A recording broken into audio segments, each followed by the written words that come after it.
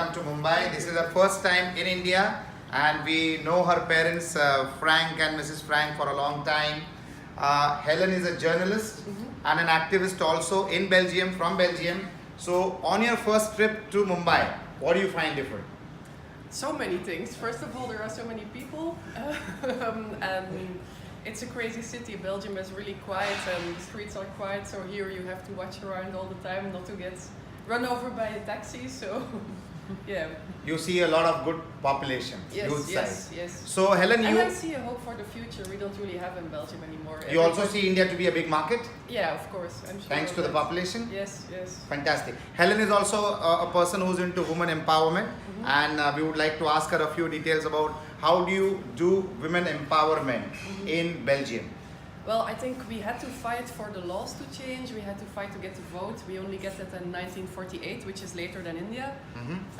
We had to fight to the right for abortion, the right to have property as a woman in a marriage. So there was a lot of fighting going on. But Okay. now we all have the laws.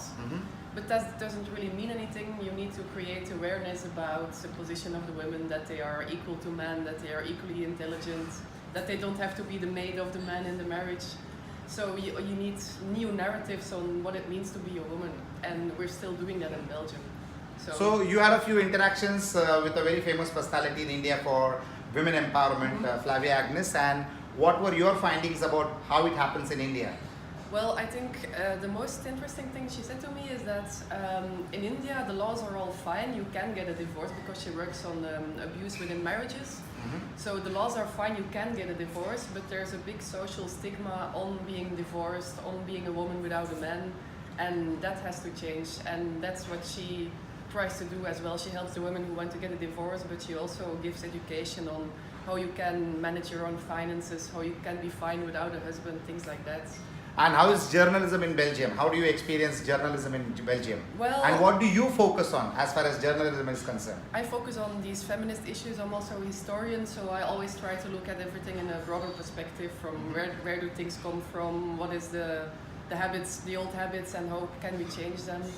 And in Belgium, it's the problem with journalism is we have a lot of good journalists, got a good investigative journalists, but the people who own the newspapers want to make a lot of money, and they don't invest in the journalists themselves. They invest in trying to find new ways to reach the people, because people don't read newspapers anymore. They want clips and things on social media that are shareable, which is important, but they often forget that the people who make the content are the journalists, and they need time to research, and that's often forgotten. So what's your nature of journalism? How do you make sure that you don't be biased to a particular view or a particular news item? I do a lot of research. That's my main thing. I take the time to do my research. I try not to look at the daily news, because that's only, well, they only show the bad news and they need to sell their newspapers, so these are short flashes.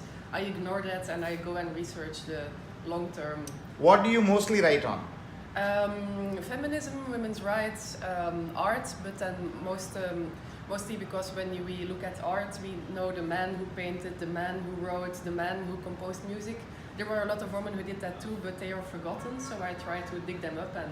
So you highlight to them. Yes. What do you find different culturally when it's women empowerment related to the culture in Asia, in Europe, in Japan, in Australia, in United States, in Africa?